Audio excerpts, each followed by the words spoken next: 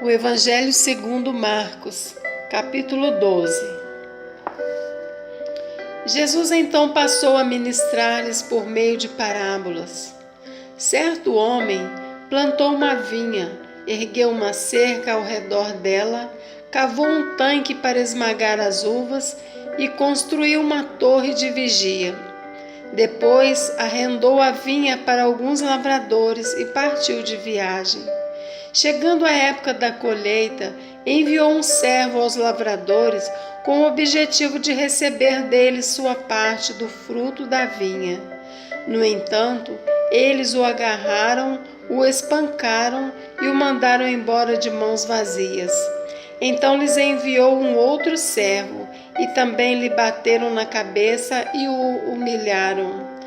E enviou outro ainda, o qual assassinaram. Então enviou muitos outros, mas a alguns agrediram e a outros mataram. Finalmente, restava-lhe enviar seu próprio e amado filho. A este lhes enviou com a seguinte intenção: a meu filho respeitarão. Todavia aqueles lavradores combinaram entre si: este é o herdeiro. Ora, venham, vamos, matemo-lo, e assim a herança será toda nossa. Então o agarraram, assassinaram e o jogaram para fora da vinha. Diante disso, o que fará o proprietário da vinha? Virá, destruirá aqueles lavradores e outorgará a vinha a outros vinicultores. Ainda não lestes esta passagem nas Escrituras? A pedra que os construtores rejeitaram, essa veio a ser a pedra principal, angular. Isto procede do Senhor e é obra de grande maravilha para todos nós. Por isso, começaram a tramar um jeito de prendê-lo, pois perceberam que ele havia narrado aquela história com o propósito de acusá-los. Contudo, tinham receio da multidão e acharam melhor se afastarem. Mais tarde, enviaram a Jesus alguns dos fariseus e herodianos para tentar condená-lo em alguma palavra que proferisse. E ao se aproximarem, lhe questionaram: Mestre, sabemos que és verdadeiro e que não te deixas influenciar por ninguém, pois não te impressionas com a aparência exterior das pessoas, mas ensinas o caminho de Deus em conformidade com a mais pura verdade. Assim sendo, diga-nos, é lícito pagar imposto a César ou não? Devemos pagar ou podemos nos recusar? Jesus, porém, conhecendo o quão hipócritas estavam sendo, lhes inquiriu: Por que me tentais? Trazei-me um denário para que eu examine. E eles lhe trouxeram a moeda, ao que ele lhes indagou: De quem é esta imagem e esta inscrição? Ora, de César, replicaram eles. Então Jesus lhes asseverou: Dai a César o que é de César, e a Deus o que é de Deus. E todos ficaram pasmos com ele.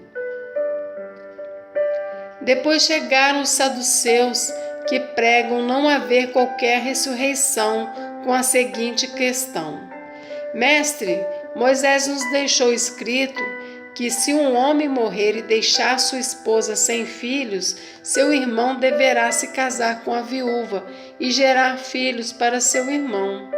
Ora, havia 7 irmãos. O primeiro casou-se e faleceu sem deixar filhos. Então o segundo desposou a viúva, mas também morreu sem deixar descendentes. O mesmo ocorreu com o terceiro, e dessa forma nenhum dos 7 irmãos deixou filhos. Finalmente faleceu também a mulher. Na ressurreição, de quem essa mulher será esposa? Haja vista que os 7 irmãos foram casados com ela. Então Jesus os admoestou: Não é sem motivo que errais tanto, pois não compreendeis as Escrituras nem o poder de Deus. Quando os mortos ressuscitam, não se casam mais, nem são dados em casamento, pois se tornam como os anjos nos céus. A respeito da ressurreição dos mortos, ainda não tendes lido no livro de Moisés, no texto referente à sarça, como Deus lhe declarou: Eu sou o Deus de Abraão, o Deus de Isaque e o Deus de Jacó? Ora, ele não é Deus de mortos, e sim o Deus dos vivos. Estais absolutamente enganados. Um dos mestres da lei achegou-se e os ouviu argumentando. Ao constatar como Jesus lhes houvera respondido esplendidamente, perguntou-lhe: De todos os mandamentos, qual é o mais importante? Esclareceu Jesus: O mais importante de todos os mandamentos é este: Ouve, ó Israel, o Senhor, o nosso Deus, é o único Senhor.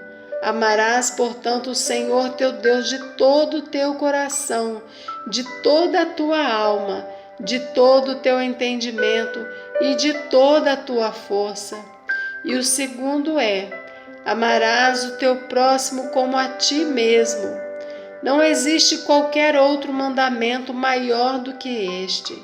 Então o escriba exaltou Jesus: Muito bem, mestre, estás absolutamente certo ao afirmares que Deus é único e que não existe outro que se compare a Ele, e que amar a Deus de todo o coração e de todo o entendimento e com todas as forças, bem como amar ao próximo como a si mesmo, é o mais importante do que todos os sacrifícios e ofertas juntos.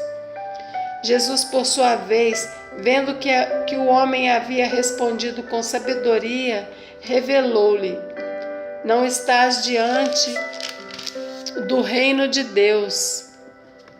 E a partir disto, não havia mais alguém que ousasse lhe questionar coisa alguma.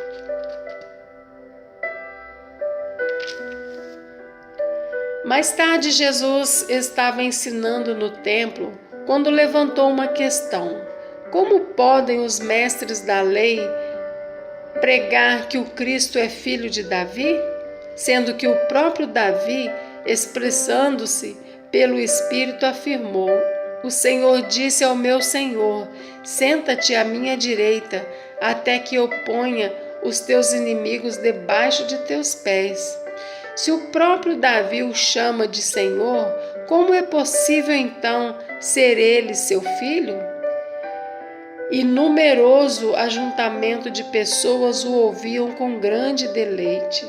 E continuando seu ensino, advertia Jesus: Acautelai-vos dos escribas, pois eles fazem questão de andar com roupas especiais e de receber saudações em praças públicas, de sentar nos lugares de maior destaque nas sinagogas e ainda de ocupar as posições mais honrosas à mesa dos grandes banquetes.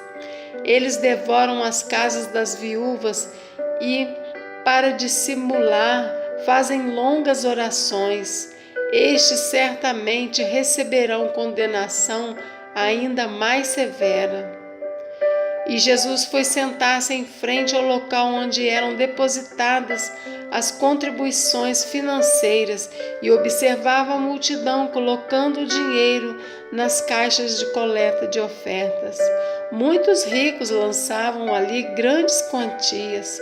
Foi então que uma viúva pobre se aproximou e depositou 2 moedas bem pequenas de cobre e, portanto, de bem pouco valor.